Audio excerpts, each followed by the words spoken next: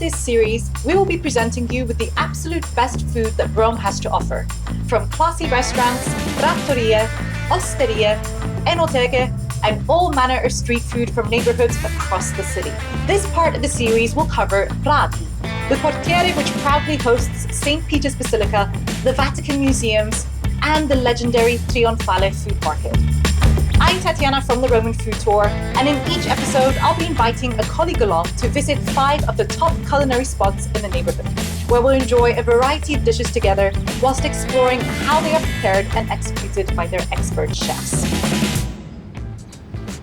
I'm up early this morning to visit Trionfale, considered to be Rome's premier neighborhood market and one of the 2 largest in Rome alongside the International Food Market at Esquilino.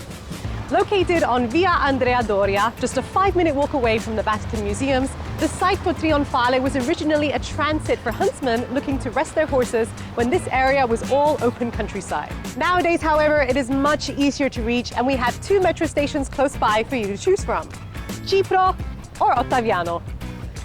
Boasting 273 stalls, making it one of the largest in the country, here you can find anything from baked breads fresh from the oven, artisan cheeses, fresh fish, meats butchered and cured, and a large selection of fresh seasonal fruits and vegetables, as well as other little niche businesses all tucked away and all offering a variety of rare goods.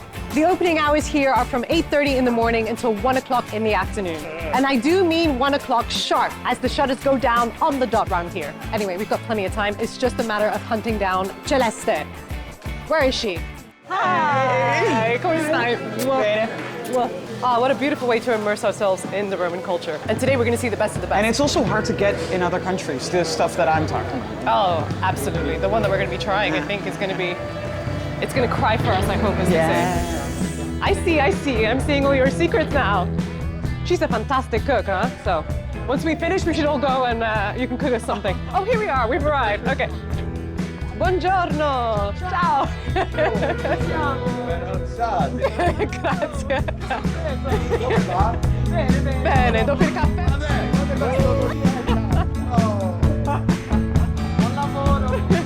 This is the best of the best when it comes to mozzarella di bufala, which means that this is made with buffalo cow milk. And their milk is a little bit more moist, and it's also higher in protein, so the texture is going to be superb. Here in Italy, we like to say, if it's a good mozzarella, it's going to cry for you. And we sure enough did see some tears over there, so I can't wait. Ecco qua. Wow, grazie. Buon appetito. Grazie. All right, so we have the mozzarella itself with some extra virgin olive oil from Lazio drizzled on top, some fresh pacchino tomatoes on the side to add color and flavor, and a little bit of salt. I think this is why I moved to Italy. For this stand, for this mozzarella. This is the reason. All right. All right, are you ready for stall number 2? Absolutely. We got a long walk ahead of us. Oh, girl. Ready? Yes. Here. Let's go and have a closer look. Look at it. Did you see it? It's waiting for us. We're going to be the first to dive into it. Yeah, it looks like it. So Danilo was kind enough to give us a little surprise gift to take away. I'm so excited because this is actually the oldest cheese of the entire country. He was telling us that he has more than 70 cheeses right now, and then closer to Christmas time, he has more than 100. So now we are at the second stall, just opposite, and it's another cheese stall, but here they have something even more special. They have the one and only porchetta, ladies and gentlemen. Sale, pepe, rosmarino. Okay, salt, it. pepper, and rosemary. The Holy Trinity. Oh, that actually makes a lot of sense. They debonate, then they clean it out, and then they wrap it back together. That's the rope you can see. And then they put it in the oven for 13 hours. And that's why it just falls apart when you put it in your mouth. It's so tender. Yeah, so full of flavor. So I was just asking him about the texture of prosciutto di Parma, because this is known for its consistency. It's very soft, it's very delicate, sweet at the same time, and very fatty. But I think what's most famous about it is the fact that it almost melts in your mouth.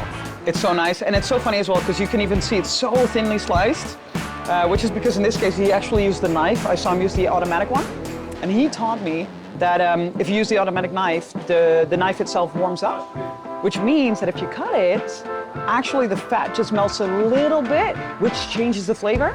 So sometimes on purpose, he will give me like hand-cut thick slices. Some people think that's wrong. It's just a different style because you change the flavor with the blade. That's amazing. I never knew that. You see, this is why you actually have to come to a Roman food market, because that's when you get the true experience, because they know exactly how to bring it alive.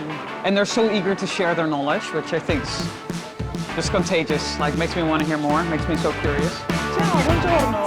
Grazie. Ciao, Franco. Ciao. So this is Franco. We just met him. Oh my, look at this. I feel so at home. Is that weird? This is our new job. See you Yes. tomorrow morning here also. I feel very powerful standing behind me this too, me too. I really want to play, I want to play shop now. The expert. Come ti chiami? Come ti chiami?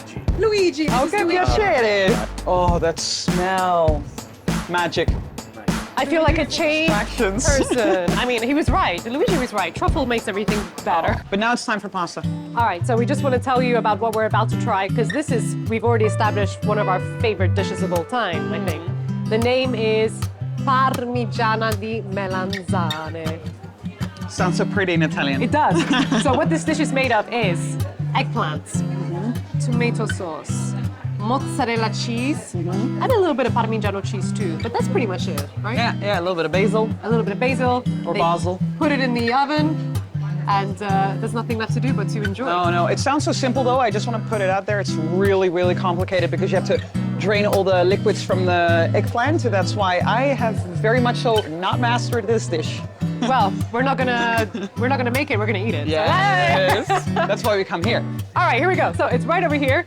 So what I realized during the tours is a lot of people from the United States told me that they consider this like a main dish.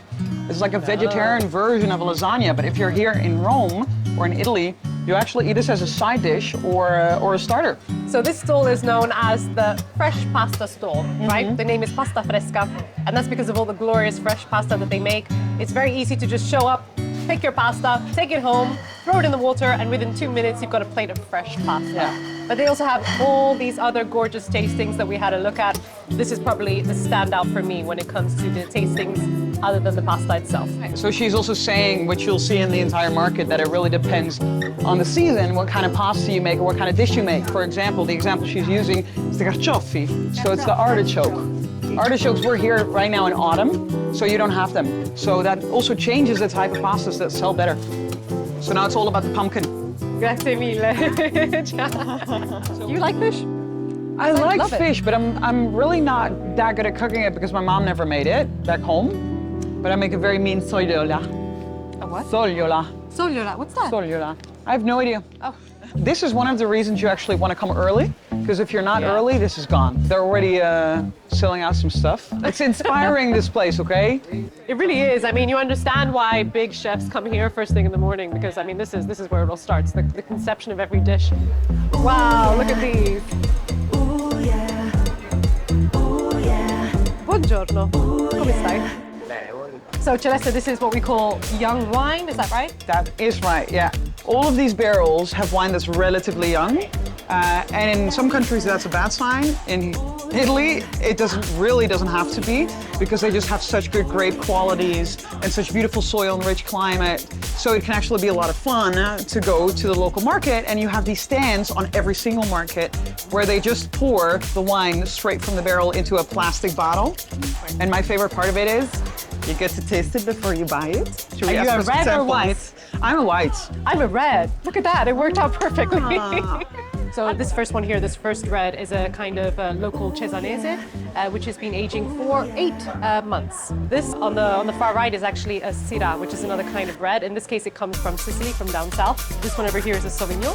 So the last one is a Vermentino, and this comes from in between Lazio and Tuscany. All right, I'm going to try the other one too, so we can compare.